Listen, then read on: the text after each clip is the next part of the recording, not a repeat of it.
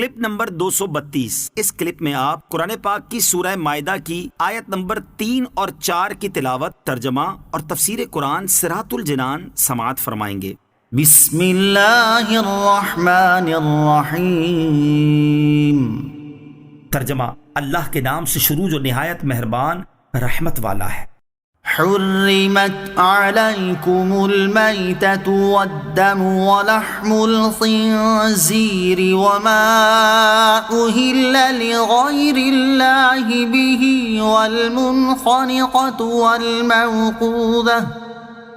وما أهل لغير الله به والمنخنقة والموقوذة والمتردية والنطيحة وما أكل السبع إلا ما ذكيتم وما ذبح على النصب وأن تستقسموا بالأزلام ذلكم فسق اليوم يئس الذين كفروا من دينكم فلا تخشوهم واخشون اليوم أكملت لكم دينكم وأتممت عليكم نعمتي ورضيت لكم الإسلام دينا فمن اضطر في مخمصة غير متجانف لإثم فإن الله غفور رحيم۔ ترجمہ: تم پر حرام کر دیا گیا ہے مردار اور خون اور سور کا گوشت، اور وہ جانور جس کے ذبح کے وقت غیر اللہ کا نام پکارا گیا ہو، اور وہ جو گلا گھونٹنے سے مرے، اور وہ جو بغیر دھاری دار چیز کی چوٹ سے مارا جائے، اور جو بلندی سے گر کر مرا ہو، اور جو کسی جانور کے سینگ مارنے سے مرا ہو، اور وہ جسے کسی درندے نے کھا لیا ہو مگر درندوں کا شکار کیا ہوا وہ جانور جنہیں تم نے زندہ پا کر ذبح کر لیا ہو، اور جو کسی بت کے آستانے پر ذبح کیا گیا ہو، اور حرام ہے کہ پانسے ڈال کر قسمت معلوم کرو، یہ گناہ کا کام ہے۔ آج تمہارے دین کی طرف سے کافر نا امید ہو گئے تو ان سے نہ ڈرو اور مجھ سے ڈرو۔ آج میں نے تمہارے لیے تمہارا دین مکمل کر دیا، اور میں نے تم پر اپنی نعمت پوری کر دی، اور تمہارے لیے اسلام کو دین پسند کیا۔ تو جو بھوک پیاس کی شدت میں مجبور ہو، اس حال میں کہ گناہ کی طرف مائل نہ ہو، تو وہ کھا سکتا ہے، تو بے شک اللہ بخشنے والا مہربان ہے۔ الیوم اکملت لکم دینکم، آج میں نے تمہارے لیے تمہارا دین مکمل کر دیا۔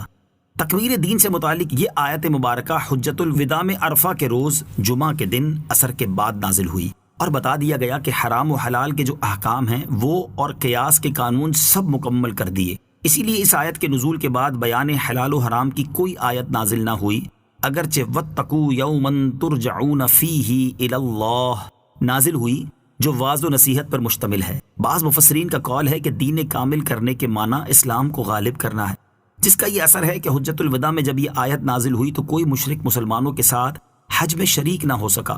ایک قول یہ ہے کہ آیت کا معنی یہ ہے کہ میں نے تمہیں دشمن سے امن دی۔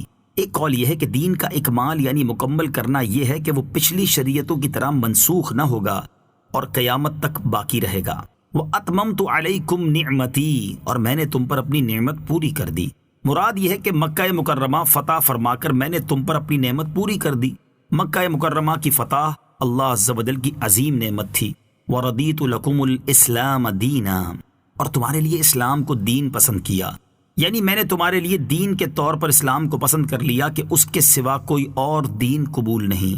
فَمَنِ اضْطُرَّ فِي مَخْمَصَةٍ، تو جو بھوک پیاس کی شدت میں مجبور ہو۔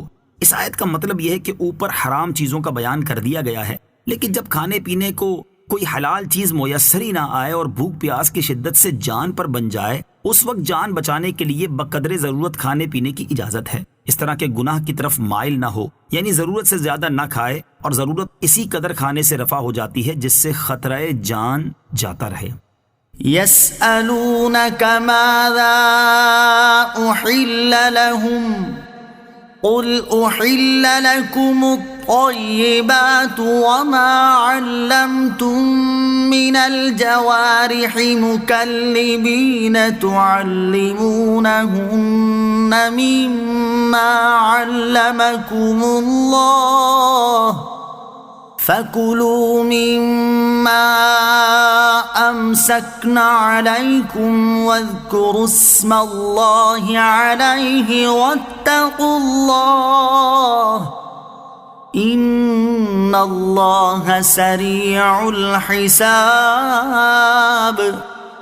ترجمہ: اے حبیب، تم سے پوچھتے ہیں کہ ان کے لیے کیا حلال ہوا؟ تم فرما دو کہ حلال کی گئی تمہارے لیے پاک چیزیں اور ان شکاری جانوروں کا شکار جنہیں تم نے شکار پر دوڑاتے ہوئے شکار کرنا سکھا دیا ہے۔ تم انہیں وہ سکھاتے ہو جس کی اللہ نے تمہیں تعلیم دی ہے، تو اس میں سے کھاؤ جو وہ شکار کر کے تمہارے لیے روک دیں، اور شکاری جانور کو چھوڑتے وقت اس پر اللہ کا نام لو اور اللہ سے ڈرتے رہو، بے شک اللہ بہت جلد حساب لینے والا ہے۔ ماذا أحل لهم، ان کے لیے کیا حلال ہوا؟ یہ آیت حضرت عدی بن حاتم اور حضرت زید بن محلحل رضی اللہ تعالی عنہما کے حق میں نازل ہوئی، جن کا نام سرکار دو عالم علیہ الصلوۃ والسلام نے زید الخیر رکھا تھا۔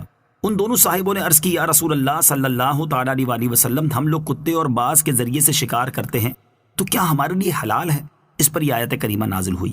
آیت میں طیبات کو حلال فرمایا گیا ہے، اور طیبات وہ چیزیں ہیں جن کی حرمت قرآن و حدیث اور اجماع و قیاس میں سے کسی سے ثابت نہیں ہے۔ ایک قول یہ بھی ہے کہ طیبات وہ چیزیں ہیں جن کو سلیم الطبع لوگ پسند کرتے ہیں، اور خبیث وہ چیزیں ہیں جن سے سلیم طبیعتیں نفرت کرتی ہیں۔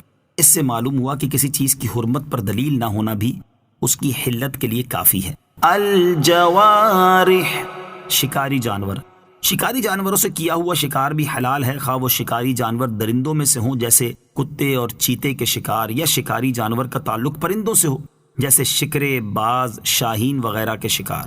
جب اس طرح سدھا کر ان کی تربیت کر دی جائے کہ وہ جو شکار کریں اس میں سے نہ کھائیں، اور جب شکاری ان کو چھوڑیں تب شکار پر جائیں، اور جب بلائیں واپس آ جائیں، ایسے شکاری جانوروں کو معلم یعنی سکھایا ہوا کہتے ہیں۔